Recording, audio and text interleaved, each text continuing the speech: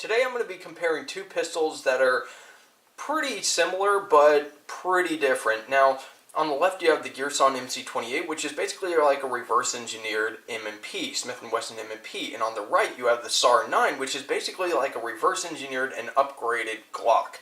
And I know a lot of people get angry at that, but realistically, that is actually what the SAR9 was designed to be.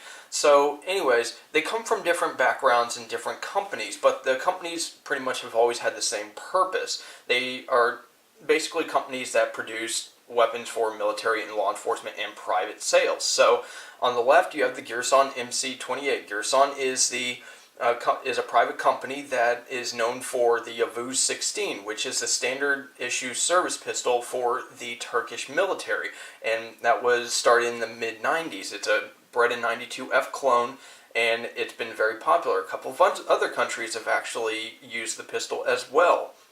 And then on the right you have SAR9 with the SAR9. SAR9 is best known for the Turkish service pistol. Well, not really service pistol, but one of the more popular law enforcement pistols in Turkey, the Killing 2000 Mega. And both of these companies do a lot of pistols, and they do a lot of exporting of their pistols. And some of them see some law enforcement holsters, but they're mostly private sales. So anyways, both of these pistols were designed to serve in a law enforcement or military role. But the difference is, this pistol did not actually go through official NATO testing. Girsan basically has their own testing that is very NATO-esque from the experience that they have working with the military, the Turkish military, and other militaries. SAR9 went through official, I guess you could say, NATO testing. I'm not even sure what country they sent the pistol off to get tested, but here's the thing. Official NATO testing is kind of an interesting statement in and of itself, because each country has different standards as far as qualification into NATO, but that is what it is. But basically, up until now, Turkish pistols and Turkish firearms have always gone through something like NATO testing. It never was something that was actually recorded and where it was actually a competition with official judges and stuff like that and qualifications.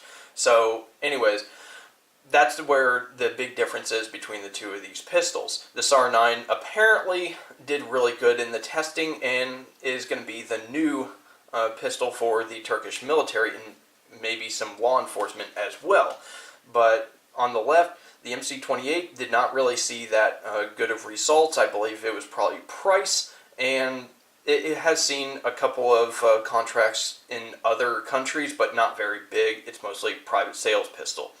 So anyways, now that you understand the purpose behind them and where we stand on that, let's go ahead and talk about them. First thing I want to talk about is the size. Both of them are Glock 17 size and height is the most important factor here because barrel length is over 4 inches, so Roger, most people want 4 inches or whatever for their pistols. So the barrel length over here is going to be 4 1/4, just like an M&P. Over here, 4.4, so just a tad smaller than a Glock 17, which is 4.5, and maybe a tad over. I think it's actually 4.49, but anyways, both of them are Glock 19 size. They're going to max out the velocity, do pretty good at maxing out the velocity of the 147 grain, so if you want to carry that or use it as a home defense gun, both would suit that role really well. Now let's talk about controls. The MC-28 controls are very low profile, and they are very stiff springs. Again, this was designed to go through, their own version of NATO testing, which I will put a link in the description of what they do on their website, and it's very interesting what they actually do in a lot of the tests. But the springs are very tight, which you would expect from a pistol that's designed to last. So you get pretty good ejection, but it is not easy to reach this mag release. It does have good texture on it, so once you touch it and push it, you'll be pretty good to go. It's not going to slip off. This, on the other hand, not really good slide release. More of a slide stop. It's just a stamped piece of metal. You could have ambidextrous safeties. The magazine release is reversible, but this is not the manual safety version, but they do make them. So, anyways, that's the MC-28, very low profile. So, that's that. The SAR9 is a little bit of a different story. You can see that the controls protrude out a little bit more. They're not so low profile. They are steel, just like the MC-28. But this one does have a manual safety. The earlier versions that came in before SAR USA took over did not have manual safeties on them, and SAR USA is trying to fix it to where SAR-Solmaz stops producing the ones with the manual safety on them.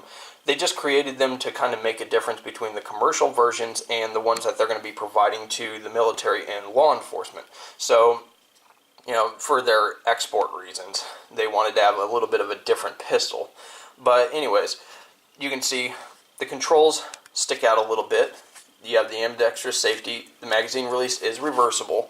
And so far, we don't know of any magazines that are compatible with this. You're going to have to actually get the magazines that are for this. But apparently, the MC-28 uses CZ75 magazines.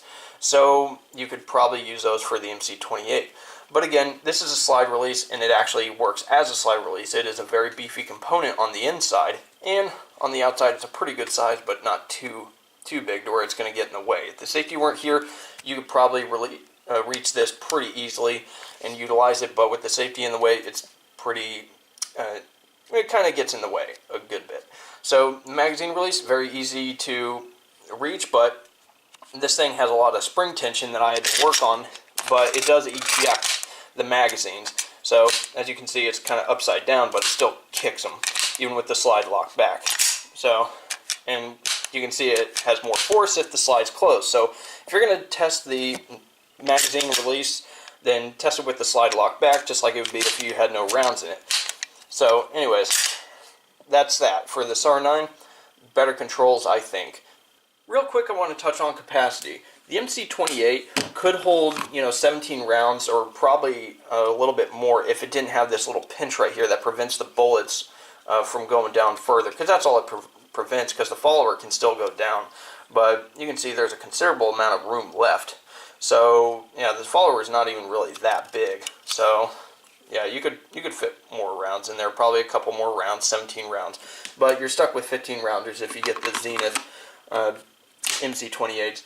Now, for the SAR9, it's got a 15 round capacity as well, but the follower is already pretty small in this pistol, but I don't know if you'd have to get an extended base plate or whatever, but I'm not really seeing fitting 17 rounds in comfortably. I've been able to fit 17 rounds in this before, because you can actually comfortably fit 16 in here. But, the 17th one, you're going to have no compression after that, so you're going to have to put it in to a pistol with a lockback slide. So that's something to consider. Hopefully TR Imports will take over the MC-28 and other Girsan pistols, and they'll actually fix it to where you actually get 17 rounds in the magazine instead of just 15. Now let's go ahead and talk about triggers. Everybody's favorite subject, right? So the trigger on the MC-28 is kind of heavy. It's very Glock-esque, very rounded, very much like the Glock with the safety and everything, but it's kind of like an MMP.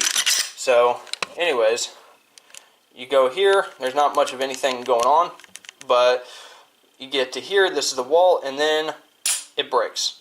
And you have everyone whining about the over travel, whatever. It's about 6 pounds on the break, and it's very consistent even after about 1,500 rounds. It's pretty much the same, so I do like that. It's got a pretty heavy striker spring, so it is going to slam forward, so you want to make sure you're using snap caps if you're going to be doing it a lot. But here's the reset. That's it. And, it's not really audible. It's not really too tactile, but you do get that little push at the end. So, if you're one of those people that tracks a reset and wastes time doing that, then, that's something to consider. The SAR9, on the other hand, this pistol has a trigger pull of about 5 pounds. It's like a refined Glock trigger. So right here, this is where a lot of people have already criticized it in their reviews. You hear that little clunk, and it feels like a little piece of grit. Well, what you're actually feeling is basically the firing pin safety being disengaged by the trigger bar. So that's what's happening. Disengaged. And now it's ready to fire. So it's going to walk back kind of like an XD, how it actively walks back all the way. and it's not really that much of a distance. As far as reset, very much like a Glock, you get that push, and you get that nice tactile and audible reset. So, you know, it is what it is. A lot of people don't know what this red mark is. Well, think of it kind of like how a lot of safeties on like the Beretta 92 FS or you know, the M9s or whatever have that little red mark on the safety to say that the safety is off. Well, this indicates that the trigger is cocked. So when it's, you know, depressed and, you know, it doesn't have a loaded striker, and you can't have a loaded chamber with with the striker back like this, but, you know, that indicates that it's safe-ish. So anyways, that's all that is. So, just if you're wondering. Now let's go ahead and talk about recoil. The MC-28 on the left actually has more gentle felt recoil than the SAR9. Now, they both weigh about the same, so that's not really a big deal, but the MC-28 just feels like it recoils a little bit less. It just is more pleasant to shoot. But they both come back on target very much the same. They're both fast coming on target, but this just feels better. But this is better ergonomically. It feels good to hold on to it. If that's all you do, if you don't ever shoot the gun and you just hold on to it, then yeah, the SAR9 is going to feel nice. But, you know, shooting it, it feels like a little more snappy, but it's only had about a little over 1,000 rounds through it, so, you know, who knows how the recoil is going to change over time, but the recoil in this hasn't really changed that much. It's just gotten a little bit smoother. But the MC-28 seems to be holding its, I guess, its characteristics a lot better than most other pistols I've ever had. So, you know, that's something to think about. All in all, I think that both of these pistols are great contenders for a holster if you can get one. The MC-28, that's going to be pretty hard to find. These things sold out. CDNN took over the Zenith stockpile. You might find them on Gunbroker or whatever, but, you know, I have no intention of getting rid of mine. I love the pistol. It's a great pistol. It fits M&P holsters. I'm not quite sure what the SAR9 fits. I think most Glock holsters will fit it, but, you know, the MC-28, you're going to be able to find holsters for it. It does share the recoil springs with the M&Ps. I don't know about parts compatibility for the SAR9. Most of the parts are very different, but that's a whole video in and of itself. But anyways, I appreciate you guys watching. Go ahead and leave a comment below, and you guys have a good one.